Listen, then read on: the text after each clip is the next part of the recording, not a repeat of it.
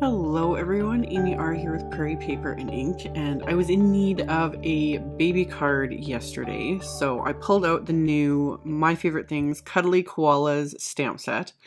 As I was looking at the set, I realized there were some really cute little images and sentiments for baby cards, so I was like, perfect, this is what I'm going to use. And I had my mini Misty out and some Bristol Smooth cardstock because I realized that I could fit all of these images with the dies onto a basically 6-inch by like 4¼ inch piece of paper. And I know I've mentioned I prefer the Canson XL watercolor paper with my Zig Clean Color Real Brush markers. But for some reason, I think I just have a couple different batches of Bristol Smooth. I was playing around and I was like, I was getting really good results all of a sudden. And then I grabbed a different piece that was like a slightly different shade of white. I can just tell a difference. And I wasn't getting as good results. So I don't know. I'm going to play around some more. But I still stand by my Canson XL is the best way to go personally with my Zigs. But this time I had some good results with the Bristol Smooth. So I did a quick tip video quite some time ago showing how I'd line up all the stamps with the coordinating die set. This works the best with My Favorite Things because they don't nest the littler dies inside the larger ones, etc. So this is just my lazy way of not having to cut any of the dies apart.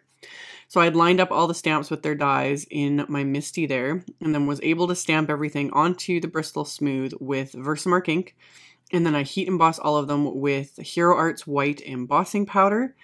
And once everything was melted, I can then go on to coloring them. So like I said, I'm going to use the Zig Clean Color Real Brush markers for this. The coloring was really simple. That's another reason I pulled out this set, because I'm like, oh, they're all koalas, like basically the simplest color scheme ever and easy coloring.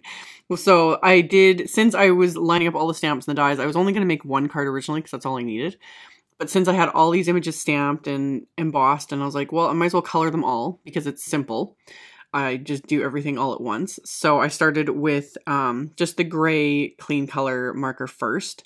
So just scribble it on, and then I pull out the color with a water brush. And like you can kind of see here, like the color just really moved this time. So I'm just curious if maybe I had, like I said, like a wrong batch or maybe even the wrong cardstock mixed in with my Bristol Smooth. Why I was always having issues, but I don't know, it was weird. This time it worked really well, like the color really moved, whereas I usually struggle with it. So I did all the gray areas on the koalas, and then I did black for all their noses, and then I used peach pink for all of their ears, and then I used pale gray for the areas where their little tummies were showing, and then for the tree I used deep brown, and then I used May green for the leaves, and just my typical scribble on a bit of color, pull it out with the water brush. Really simple, really easy, didn't bother with like blending colors or anything like that. Just one color per area, and then that was it. So this was really quick and easy.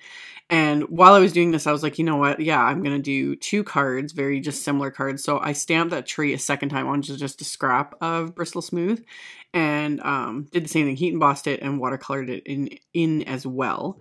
So this one, once everything was done and was completely dry, I got that die set out again and taped it into place with just some micro pour tape. Everything just lined up perfectly. Ran it through my die cut machine and then popped everything out. And as I was looking at them, I'm like, that's the one thing I don't like with like critters or images like this that have faces when they're heat embossed with white. You sometimes their eyes and everything just look dead. I don't know what you want to call it. I just don't like how it looks. So I'd fiddled with like trying to use a pen or different things to dot the eyes, but my favorite still is to just take a little bit of the black Tonic Nouveau crystal drops. I just squeezed it onto the lid of my embossing powder container here, any just non-porous surface will work, your acrylic block, whatever. And I'm just picking it up because these are such small images. I'm just picking it up with my little marble like dotting tool, and you can see I'm just dotting it onto the eyes, and what a big difference that makes. So just very gently just dotting that onto each eye to give it the detail, and then I can wipe it off the lid, wipe it off my dotting tool. Set those aside to dry. Because it's such a tiny amount, it doesn't take very long, whereas crystal drops generally can take up to 24 hours to dry, but little dots like that take no time at all. So I set those aside to dry, and then I die cut some more Bristol Smooth cardstock with the MFT Stitched Dome Stacks Die-namics, and then I pulled out my Distress Oxide inks that I'm still obsessed with. I really like not just Distress Oxide inks, but any like just regular Distress inks as well as like dye inks. I really like how they blend on Bristol Smooth cardstock. It just, there's some sort of coating or something on the Bristol Smooth, and it just enables the ink to glide a bit more and move a bit better. And you don't have to work so hard to get inks to blend together or to just get a nice smooth like sponging of ink. So I sponged on the cracked pistachio and the broken china onto this, like fairly heavily. I originally was going to go lighter handed, but I've said it before, I'm very heavy handed when it comes to ink or anything like that.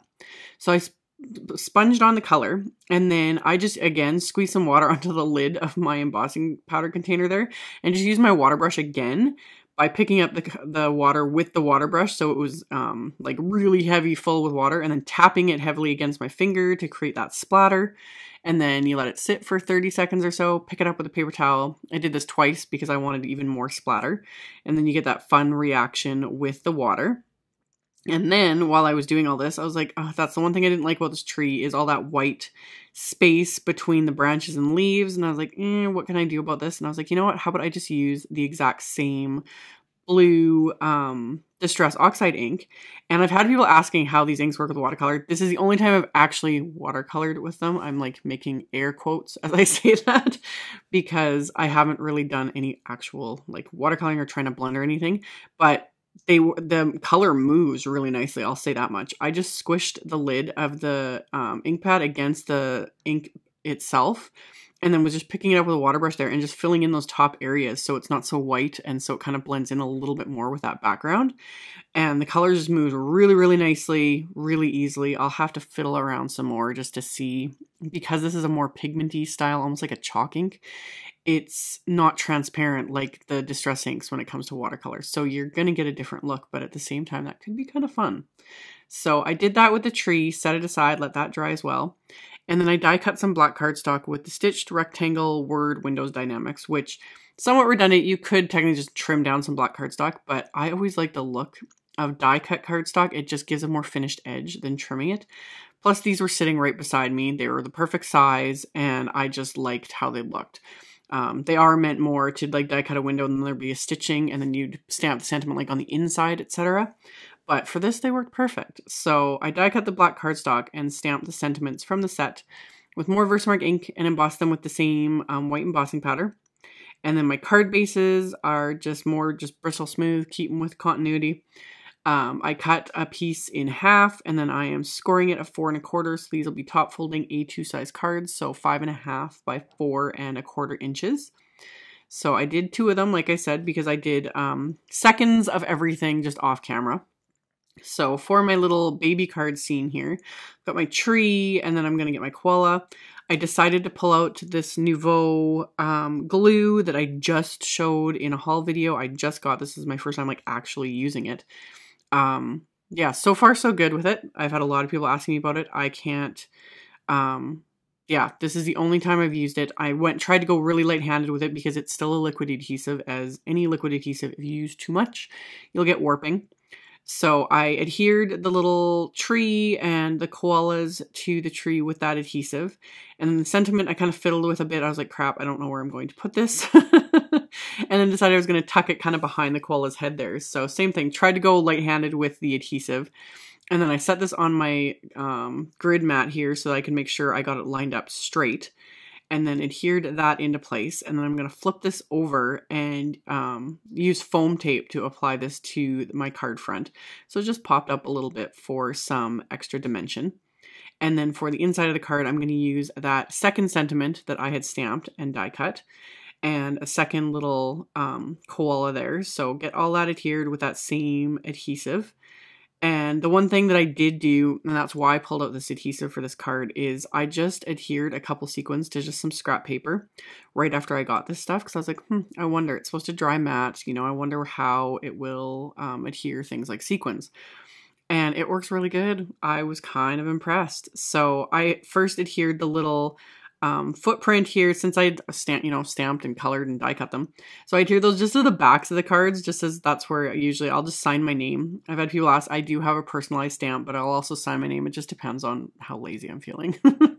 So I adhered that to the back of the card, and then I pulled out the Pretty Pink Posh Sparkling Clear Confetti Mix. These are like sequins without the holes. So they've been very popular, selling out constantly. I finally got my hands on a pack of them. It's still like regular sequins too, but these are fun.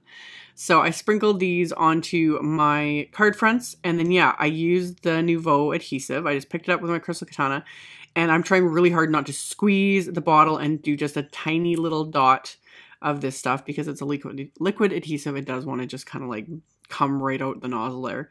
But little tiny dabs of it and let it sit, and once it's dry, it adheres the sequins into place. So I'm kind of impressed with this stuff so far. So that's my cards for today. As always, I will have a link below the video to my blog post. I'll have links to all the supplies used. All that info will be in the description box below the video as well as on my blog. Thank you all so much for watching, subscribing, thumbs upping, and commenting on my videos. And I will see you all very soon in the next one. Bye.